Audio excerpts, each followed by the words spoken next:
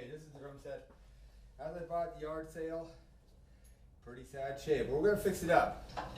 Most of the heads I'm gonna keep on here, but I just want to give you an idea how it sounds.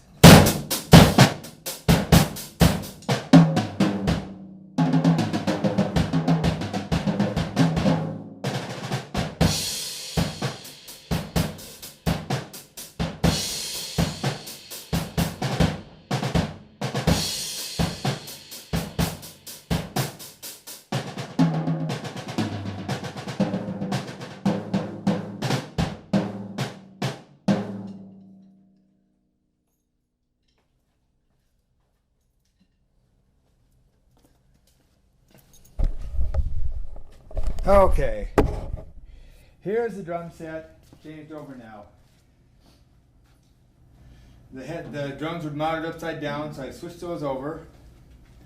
And the snare drum was toast. I could not, the lugs were stripped on it. So I had this old steel Adams snare drum that I put a new head on and a new snare side on. Tuned the drums up, put an Aquarian super kick on the batter side of the bass drum and took the other head off because the lugs were broken.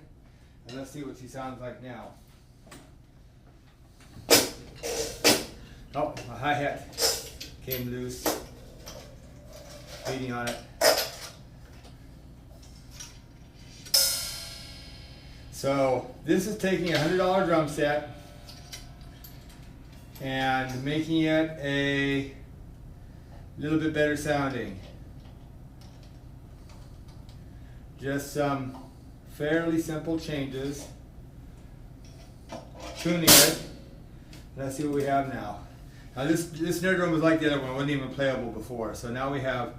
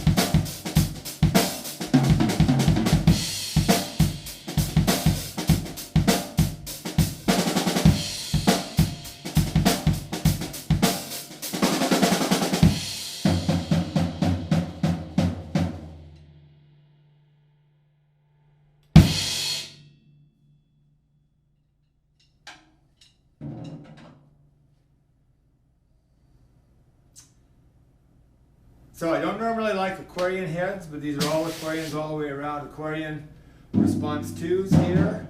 The resident heads are the cheap, no good heads that came with it. An Aquarian texture coated head on top, called a Z100, and a Ludwig snare head on the bottom with a hole in it, I feel, right here. But I guess it's still working.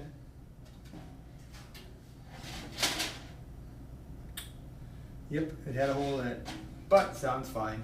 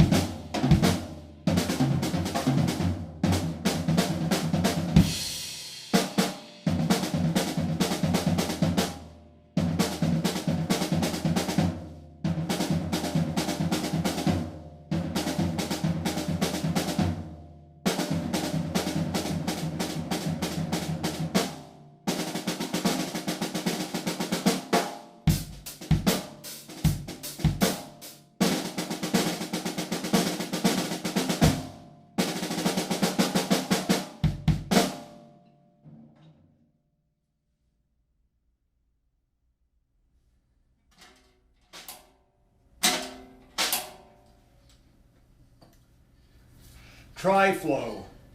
You can have a throw off that won't work at all. You spray it with Tri-Flow. One-handed use. Bass drum pedals and squeak. Tri-Flow. Anything that moves. Backhand, this stuff is hard to find. It's expensive, but it's worth it. Now this snare drum sounds awful good for a throwaway metal snare drum with a broken snare we just discovered, which will clip off here.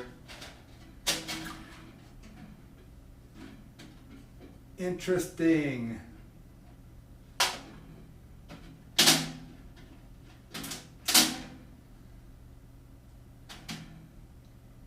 Anyway, so now it's a split snare.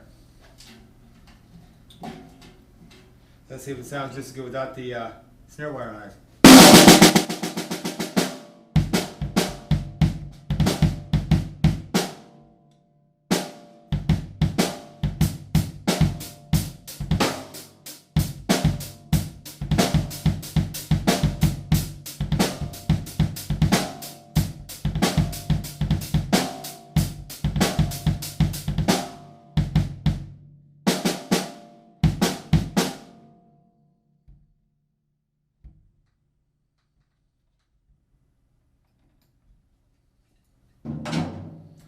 Thank you for watching.